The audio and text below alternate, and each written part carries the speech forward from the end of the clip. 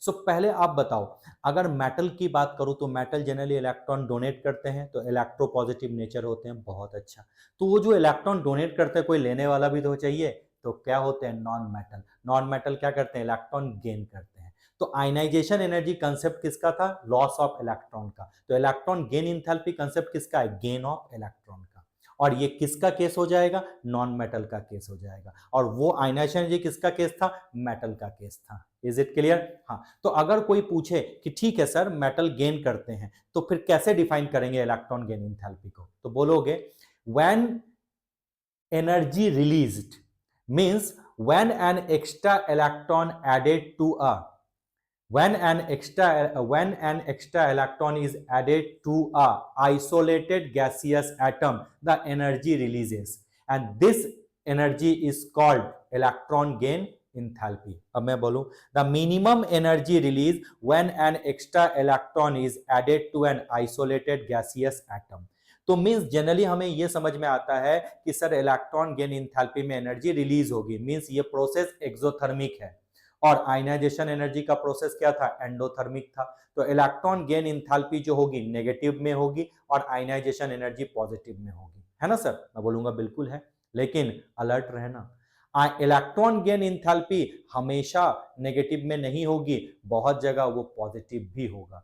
तो electron gain enthalpy सिर्फ exothermic नहीं है, ये एंडोथर्मिक प्रोसेस भी है, यानी इसकी वैल्यू पॉजिटिव भी हो सकती है और नेगेटिव भी हो सकती है। कब, कहां, कैसे, उसके लिए मैं बैठा हूं, मैं आपको बताऊंगा। तो चलिए आइए सेशन स्टार्ट करते हैं।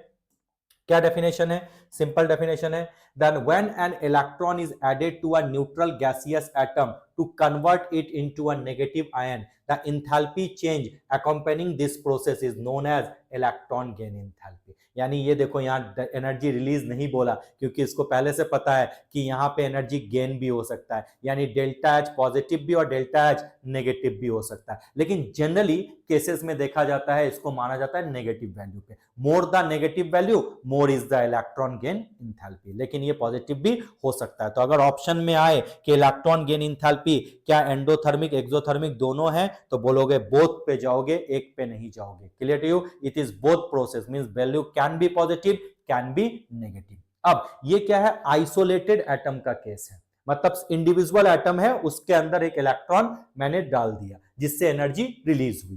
क्लियर। और इसकी यूनिट होती है किलोजूल पर मोल, क्योंकि आपको पता है एनर्जी का यूनिट होता है किलोजूल पर मोल। डन सर, हाँ सर डन। ये हमें समझ में आया कि इलेक्ट्रॉन गेन इंथैल्पी क्या होती है, इलेक्ट्रॉन को गेन करना, नाम ही वही है गेन करना। और गेन कौन करते हैं, नॉन मेटल गेन करते हैं। तो ये जनरली केस क्या है, नॉन मेटल का केस है। क्लियर। अब बताओ आयनाइजेशन एनर्जी के केस में मैंने क्या बताया था, when we move along the period, ionization energy क्या होता है, इंक्रीज करता है, क्योंकि मेटेलिक कैरेक्टर डिक्रीज करता है। Am I right? Similarly, when we move along the period, electron gain enthalpy क्या होगी, इंक्रीज करेगी, क्योंकि मेटेलिक कैरेक्टर डिक्रीज करता है, नॉन मेटेलिक कैरेक्टर इंक्रीज करता है। तो electron gain enthalpy is the case of non metal. तो इंक्रीज करेगी मतलब वैल्यू बिकम मोर नेगेटिव। जितनी ज्यादा नेगेटिव वैल्यू होगी उतनी इलेक्ट्रॉन गेन इंथैल्पी क्या होगी, ज्यादा होगी, मींस उतना एनर्जी रिलीज हुआ। और जितनी एनर्जी रिलीज होती है स्टेबिलिटी क्या होती है, बढ़ती है। इसलिए याद रखना, more negative the value of electron gain enthalpy means it proves that atom has a more tendency to accept the electron. Is it clear. तो अगर electron gain enthalpy non metal का केस है, तो याद रखना नॉन मेटल के case में generally जो है इलेक्ट्रॉन गेन इंथैल्पी क्या होगी, नेगेटिव होगी, एक्सेप्ट इनर्ट गैस, क्योंकि इनर्ट गैस कोने में पड़ा रहता है, उससे उसको कोई मतलब नहीं है। Is it clear. हाँ सर। अब जैसे आयनाइजेशन एनर्जी बहुत सारे फैक्टर पे डिपेंड करती है, उसी तरह से इलेक्ट्रॉन गेन इंथैल्पी भी सेम फैक्टर पे डिपेंड करती है, एटॉमिक साइज पे। यहां पे क्या है, when we move down the group size what decreases but electron gain enthalpy value what increases. अब इसी को आयनाइजेशन एनर्जी से पढ़ो, when we move along the period size decreases ionization energy increases. देखो कोरिलेशन हुआ, यस। आयनाइजेशन एनर्जी पॉजिटिव में तो electron gain enthalpy की वैल्यू नेगेटिव, मोर नेगेटिव मतलब ज्यादा एनर्जी रिलीज मतलब प्रोसेस इजी है, प्रोसेस स्मूथ होगा। Clear, yes. उसके बाद न्यूक्लियर चार्ज, बताओ अलोंग द पीरियड क्या होता है, इफेक्टिव न्यूक्लियर चार्ज की वैल्यू इंक्रीज करती है, am I right? Yes, effective nuclear charge की वैल्यू इंक्रीज करती थी तो आयनाइजेशन एनर्जी भी इंक्रीज करता है और along the period electron gain enthalpy भी इंक्रीज करेगी। यानी देखो सब फैक्टर एक दूसरे से लिंक कर रहे हैं, बस चीजें एक प्लस है और एक माइनस है, एक मेटल का केस है तो दूसरा नॉन मेटल का केस है। पेनिट्रेशन पावर सिंपल है, आपको पता है जितना आप न्यूक्लियस के क्लोज रहोगे उतना इलेक्ट्रॉन को ऐड करना या इलेक्ट्रॉन को रिलीज करना मुश्किल हो जाता है, क्योंकि भाई इनकमिंग इलेक्ट्रॉन जो होते हैं वो बोलते हैं भाई मैं तो बहुत क्लोज हूं, भाई मेरे पास भी तो पावर है, मैं तुम्हें क्यों आने दूंगा। आया समझ में? तो ये भी हुआ। उसके बाद स्क्रीनिंग इफेक्ट पे भी वही सेम प्रोसेस। उसके बाद इलेक्ट्रॉनिक कन्फिगरेशन हाफ फिल्ड और फुल फिल्ड होगा तो उसकी स्टेबिलिटी क्या होगी? ज्यादा होगी। अगर स्टेबिलिटी ज्यादा होती है तो आपको पता है ना तो वो इलेक्ट्रॉन गेन करता है ना तो वो लूज करता है in comparison to partially filled. Done sir? Done sir? हाँ सर, बहुत अच्छी बात है। चलिए अब इसको थोड़ा इलाबरेट करके हम लोग समझते हैं। चलिए इलाबरेट करके समझते हैं क्या लिखा हुआ है। In a period electron gain enthalpy increases as we move from left to right. Period में अगर लेफ्ट टू राइट जाएंगे तो इलेक्ट्रॉन गेन इंथैल्पी क्या होगी? इंक्रीज करेगी। Clear to you? Reason as the atomic size decreases effective nuclear charge increases. बता दिया। और सबसे ज्यादा कोने में पड़ा हुआ इनर्ट गैस नहीं, हैलोजन। हैलोजन की सबसे ज्यादा negative value of electron gain enthalpy होती है क्योंकि इसमें नॉन मेटेलिक कैरेक्टर सबसे ज्यादा। Done sir? डन, बहुत अच्छी बात है। नेक्स्ट आ जाओ। Electron gain enthalpy decreases as we move from top to bottom because as the atomic size increases effective nuclear charge क्या? डिक्रीज, क्योंकि डाउन द ग्रुप क्या होता है? साइज इंक्रीज होता है। साइज इंक्रीज होगा तो आपको पता है इलेक्ट्रॉन गेन इंथैल्पी की वैल्यू क्या होगी? डिक्रीज। ऐसे भी समझो, when we move down the group metallic nature increase. अगर मेटेलिक नेचर इंक्रीज करेगा तो आपको पता है मेटल इलेक्ट्रॉन डोनेट करते हैं, एक्सेप्ट नहीं करते, तो इलेक्ट्रॉन गेन इंथैल्पी की वैल्यू क्या होगी? डिक्रीज, बिकम लेस नेगेटिव और वैल्यू कभी पॉजिटिव में भी चला जाता है। Done sir? Done sir? हाँ, generally electronegative electron gain enthalpy की वैल्यू हम किस में रिप्रेजेंट करते हैं? नेगेटिव में। और वो किस केस में दिखेगा? नॉन मेटल के केस में। जितनी ज्यादा नेगेटिव वैल्यू होगी इलेक्ट्रॉन गेन इंथैल्पी मतलब उतना ज्यादा होगा। याद रखना, इलेक्ट्रॉन एक्सेप्ट करने की टेंडेंसी उतनी ज्यादा होगी। पूरे पीरियोडिक टेबल में क्लोरीन की इलेक्ट्रॉन गेन इंथैल्पी सबसे ज्यादा होती है। क्लियर? आया समझ में? हाँ, अब थोड़ा और समझते हैं चीजों को। अब ये पूरा टेबल देखो, अब इससे समझ में आएगा एक एक चीज, इसलिए मैंने उसको अच्छे से यहां इंसर्ट किया है। पहले यहां देखो, पहले एक एक चीज समझो। डाउन द ग्रुप मैंने क्या बोला? इट बिकम लेस नेगेटिव और डिक्रीजेस। अगर मैं फ्लोरीन की बात करूं -328 है और क्लोरीन की बात करूं -349 है। आपने तो बोला बिकम लेस नेगेटिव है, यहां तो क्लोरीन की electron gain enthalpy sir fluorine से ज्यादा है। अगर मैं बात करूं ऑक्सीजन और सल्फर की, फिर से वही केस, सल्फर की जो है वो ज्यादा है ऑक्सीजन से। अगर मैं बात करूं नाइट्रोजन और फास्फोरस की, सर फिर से वही केस आ रहा है, सर ना फास्फोरस का ज्यादा है ऑक्सीजन नाइट्रोजन से। सर ऐसा क्यों सर? ऐसा क्यों हो रहा? आप तो कह रहे थे डाउन द ग्रुप डिक्रीज। बिल्कुल, down the group metallic nature increase करता है तो डिक्रीज ही करेगी। तो अब मैं बोलूंगा सेकेंड और थर्ड पीरियड, क्या बोलता हूं मैं? अगर सेकेंड पीरियड और थर्ड पीरियड के एलिमेंट्स को कंपेयर करोगे तो आपको पता है कि इलेक्ट्रॉन गेन इंथैल्पी मतलब addition of electron to an isolated gaseous atom. Am I right? लेकिन अगर मैं फ्लोरीन, जैसे मैं फ्लोरीन ले लूं, फ्लोरीन का अगर मैं साइज देखूं और क्लोरीन का साइज देखूं, क्या दोनों का साइज सेम है? नहीं सर। फ्लोरीन का साइज तो सर पिद्दा बना दिया, सॉरी मतलब उतना बस तुम्हारे समझने के लिए। अब फ्लोरीन का साइज छोटा है। क्लियर? यानी चार्ज डेंसिटी यहां पे ज्यादा है, मतलब एकदम क्लोरीन के कंपैरिजन में वो बकेट, मानो ये छोटा बकेट है और ये बड़ा बकेट है। अब मैं बोलूं यहां से एक पेबल, एक ढेला मारो, ठीक है, एक पत्थर गिराओ, तो बोलो किसमें ज्यादा प्रोबेबिलिटी होगी पत्थर गिरने की जल्दी? तो सर इसमें पत्थर गिरने की ज्यादा प्रोबेबिलिटी, क्योंकि इसमें ज्यादा स्पेस है। Am I right? अब मैं इलेक्ट्रॉन डालने वाला हूं, ऐड करने वाला हूं, तो बोलो किसमें जल्दी जाएगा, इस छोटे से बकेट में या इसमें जाने के चांसेस होंगे? सर इस बकेट में जाने के चांसेस होंगे। तो जब मैं फ्लोरीन और सीबीएस सेकंड और थर्ड पीरियड में ही होता है, फोर्थ में नहीं आता।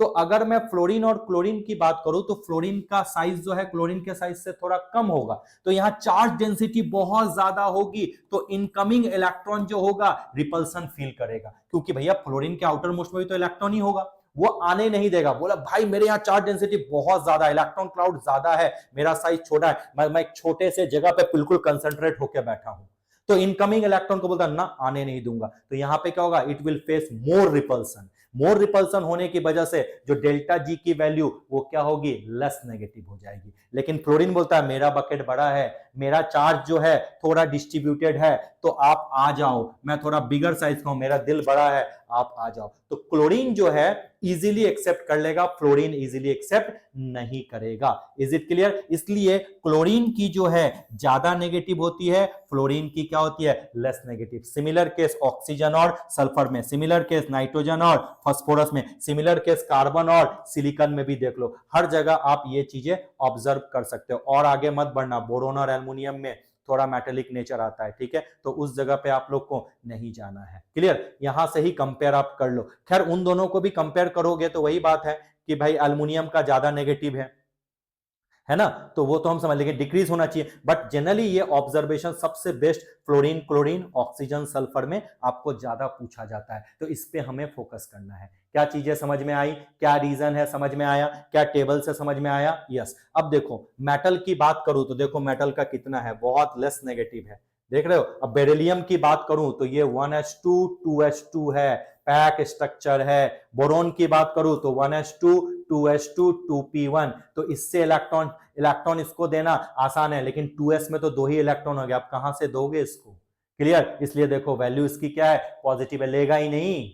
लेकिन बोरोन ले सकता है, 2p1 है, 2p1 2p2 भी तो हो सकता है, क्योंकि p में मैक्सिमम 6 इलेक्ट्रॉन जाते हैं। तो देखो इनकी सब वैल्यू क्या है, पॉजिटिव है। अब बोलोगे लिथियम का नेगेटिव क्यों है, तो सर लिथियम का 1s2 2s1 है, एक इलेक्ट्रॉन s में तो और लिया जा सकता है ना, इसलिए नेगेटिव है। लेकिन बोरोन का पॉजिटिव है, यानी बहुत कम है, लेंगे ही नहीं हम, क्योंकि मैंने बोला more the negative value of electron gain enthalpy more is the tendency to accept electron. Clear? अब आप थोड़ा सा यहां देख लो, इनर्ट गैसेस के केस में देखो सारी वैल्यू पॉजिटिव है, देख रहे हो। मतलब क्या कहता भाई, मैं नहीं लूंगा, मैं तो भाई कोने में बैठा हुआ हूं, मुझे चाहिए ही नहीं, ना मैं इलेक्ट्रॉन रिलीज करूंगा ना तो मैं गेन करूंगा। क्या इस टेबल से चीजें हमें समझ में आ रही है, रीजन समझ में आ रहा है, सेकेंड और थर्ड पीरियड का कंपैरिजन? हाँ सर समझ में आ गया।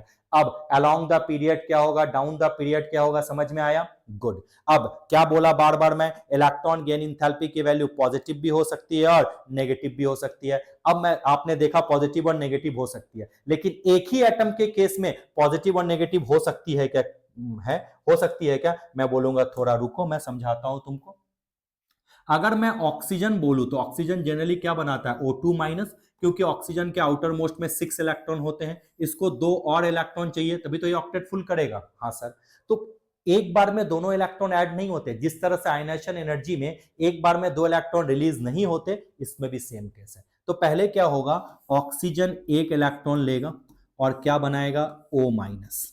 क्लियर? अब फिर O माइनस जो है एक और इलेक्ट्रॉन लेके फाइनली क्या बना देगा, O2 माइनस। इसको जब हम लोग एक साथ लिखते हैं कंबाइन में तो आता वही है, O plus 2 electron gives O2 minus. लेकिन ये प्रोसेस एक बार में नहीं 2 बार में हुआ। तो पहले केस को बोलेंगे delta Eg, electron gain enthalpy 1 और इलेक्ट्रॉन गेन एंथैल्पी 2। जनरली मैंने क्या बोला कि वैल्यू क्या होती है, नेगेटिव होती है, क्योंकि एनर्जी रिलीज होता है। लेकिन एक्चुअल डेफिनेशन क्या, एनर्जी रिलीज नहीं, इंथैल्पी चेंज। अब समझो, अब डेफिनेटली है कि एक इलेक्ट्रॉन इसमें दिया तो एनर्जी रिलीज हो गई, ये नेगेटिव हो गया। तो नीचे वाला भी बोलता है मैं भी नेगेटिव होऊंगा, तब ये O माइनस बोलता है तू समझ रहा है मेरे पास नेगेटिव चार्ज है और तू भी नेगेटिव चार्ज है। जब दो नेगेटिव चार्ज एक साथ आए, सेम चार्ज आए, तो अट्रैक्शन नहीं रिपल्सन होता है। तो O से O माइनस तो बन गया, लेकिन O माइनस एक इलेक्ट्रॉन को आने से रोकेगा, क्योंकि ये दोनों सेम नेचर के हैं और सेम चार्ज है, तो आपको पता है वो रिपल्सन होता है। उस रिपल्सन को कंपनसेट करने के लिए, कट करने के लिए, जो ओवरऑल वैल्यू है वो लेस नेगेटिव हो जाएगी, यानी वो पॉजिटिव की तरफ चल जाएगी। क्योंकि अगर यहां पे रिपल्सन है तो उसको कट करने के लिए तुम्हें बाहर से एनर्जी देनी पड़ेगी, तभी तो वो कट होगा। ये बोला दूंगा ही नहीं आने के लिए, ये बोला मैं जाऊंगा, ये बोला मैं दूंगा नहीं, ये बोला जाऊंगा, तो अब क्या होगा, बाहर से एनर्जी देने पे। और जब बाहर से एनर्जी देते हो तब वैल्यू क्या होती है, पॉजिटिव, यानी एंडोथर्मिक प्रोसेस आ जाता है। तो जब भी नेगेटिव चार्ज में तुम इलेक्ट्रॉन इंसर्ट करना चाहोगे, तब आपके रिपल्सन के चलते जो होता है वैल्यू आपकी पॉजिटिव, नेगेटिव ना रह के क्या हो जाती है, पॉजिटिव। आया समझ में? लेकिन ये तो आइसोलेटेड गैसियस एटम था, यहां कोई पॉजिटिव, ये बोला भैया आ जाओ कोई प्रॉब्लम नहीं है, लेकिन ये बोला नहीं आने देंगे। तो एक ही एटम के केस में, ऑक्सीजन के केस में फर्स्ट जो इलेक्ट्रॉन गेन इंथैल्पी है वो नेगेटिव है, लेकिन सेकेंड इलेक्ट्रॉन गेन इंथैल्पी क्या हो गई, पॉजिटिव हो गई। तो याद रखना, अगर कोई पूछे second electron gain enthalpy of oxygen is negative, why, तो क्या बोलोगे, the incoming electron facing repulsion. Incoming electron क्या फेस करता है, रिपल्सन फेस करता है। आई होप सो चीजें आपको समझ में आ गई होगी। क्लियर, आगे बढ़े, आगे बढ़े। अब थोड़ा यहां देख लो, एक अगर मैं कंपेयर कर लूं नाइट्रोजन और ऑक्सीजन के बीच में, क्लियर। तो अब देखो नाइट्रोजन क्या है आपका, हाफ फिल्ड है, हाफ फिल्ड मतलब स्टेबल है, तो देखो इसकी इलेक्ट्रॉन गेन एंथैल्पी क्या है, एकदम लेस नेगेटिव, इसका मतलब इवन पॉजिटिव हो गया। उसी तरह से फास्फोरस देखो लेस नेगेटिव, लेकिन सल्फर और ऑक्सीजन का क्या है, मोर नेगेटिव है। क्यों, ये पार्शियली फिल्ड है। तो जो कंसेप्ट आयनाइजेशन एनर्जी में लगता है वही कंसेप्ट यहां लगता है, ऑलमोस्ट ऑलमोस्ट सेम होते हैं, बस साइन चेंज होगा, और एक मेटल के लिए तो दूसरा नॉन मेटल के लिए। आया समझ में, हाँ सर। चलिए अब आगे बढ़ते हैं, आगे आते हैं, आगे क्वेश्चन करते हैं। बताओ, electron affinity is always negative, always positive, क्या बोलोगे, इट इज Ea1 नेगेटिव और Ea2 में positive in the case of oxygen. चलिए बहुत अच्छी बात है।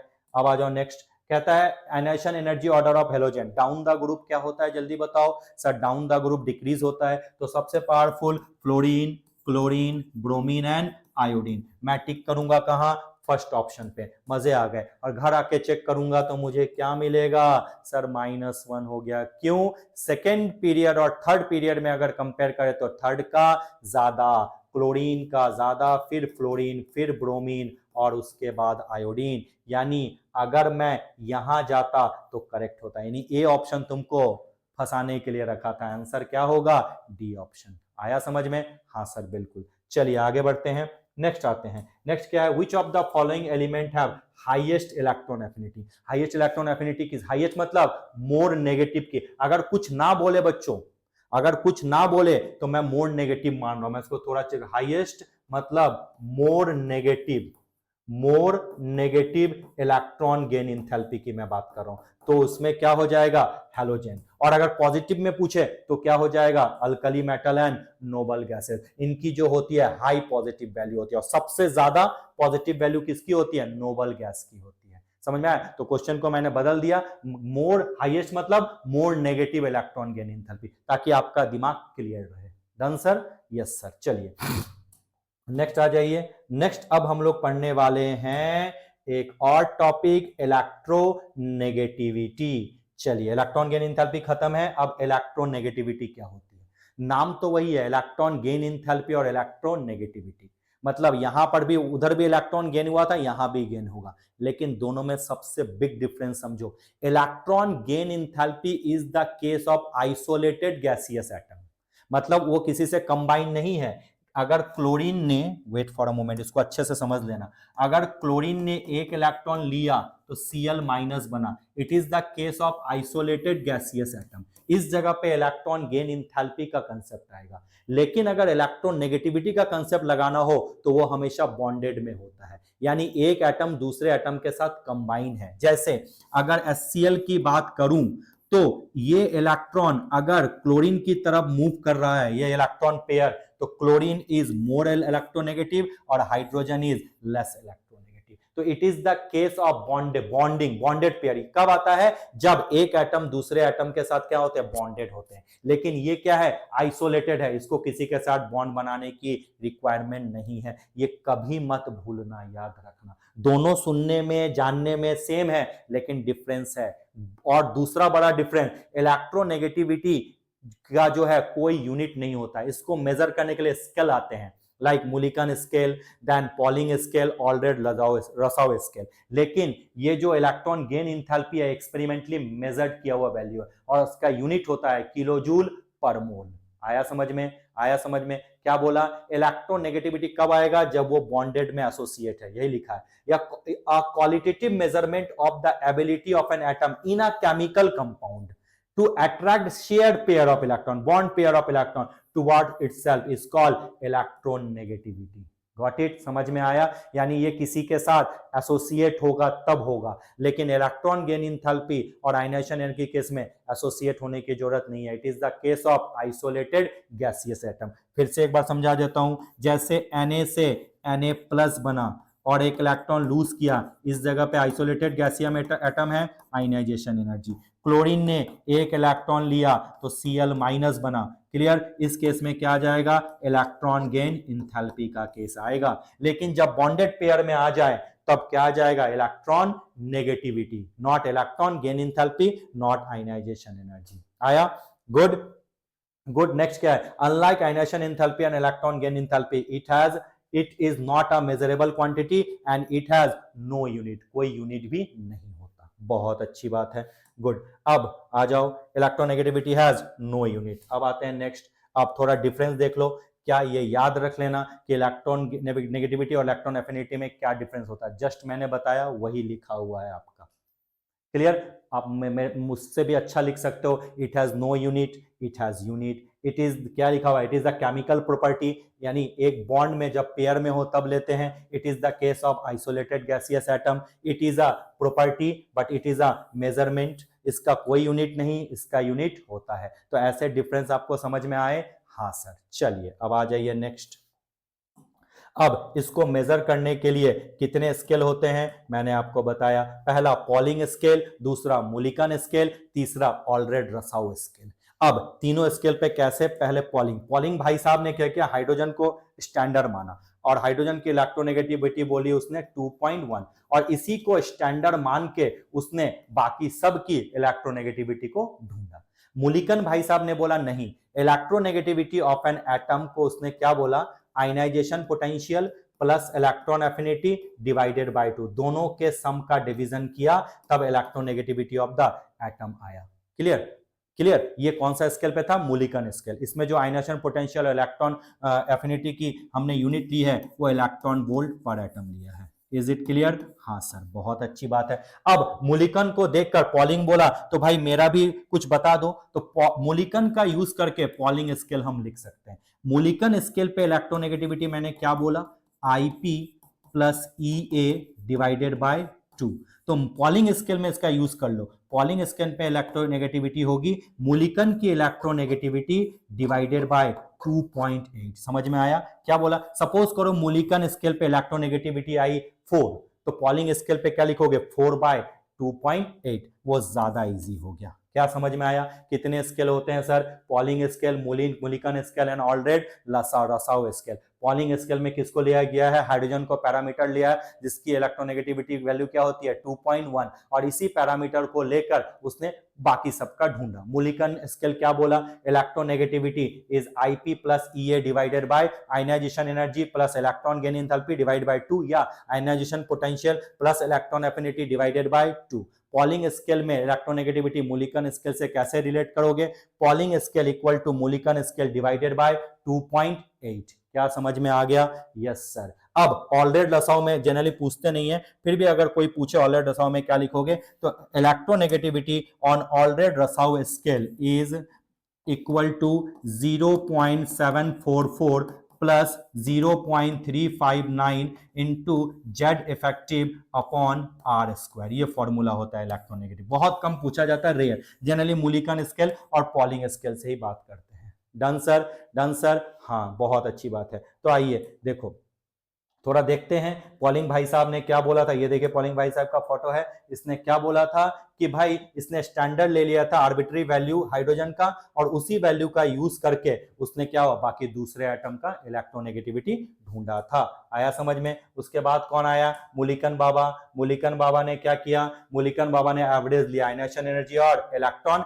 एफिनिटी का, और ये किसके लिए एप्लीकेबल था, मोनोवैलेंट एलिमेंट के लिए। XM equal to Ip plus EA divided by 2। Allred Rochow scale का बता दिया, yes 0.744 plus 0.359 Z effective upon R square. क्या समझ में आया, हाँ सर। क्या इलेक्ट्रोनेगेटिविटी और इलेक्ट्रॉन गेन इंथैल्पी का डिफरेंस हमें समझ में आया, हाँ सर समझ में आया। अब इलेक्ट्रोनेगेटिविटी में ज्यादा फोर्स नहीं दूंगा, क्योंकि जो मैं केमिकल बॉन्डिंग पढ़ाऊंगा तो बहुत ज्यादा इलेक्ट्रोनेगेटिविटी आने वाला है पूरा, क्योंकि बॉन्डेड है, क्योंकि बॉन्ड बनेगा तो वहीं तो इलेक्ट्रोनेगेटिविटी का केस आएगा, इलेक्ट्रॉन गेन इंथैल्पी का केस तो आने वाला है नहीं, तो वहां पोलैरिटी ढूंढने में काम आएगा। बहुत सारी डिफरेंस, ज्यादा इलेक्ट्रोनेगेटिविटी डिफरेंस होगी तो आयनिक कैरेक्टर बढ़ेगा, इलेक्ट्रोनेगेटिविटी डिफरेंस अगर जीरो होगी तो कोवेलेंट कैरेक्टर बढ़ेगा, तो वहां मैं आपको बताऊंगा। इज इट क्लियर, हाँ सर, समझ में आया। क्लास एंड करें, हाँ सर, बाय बाय।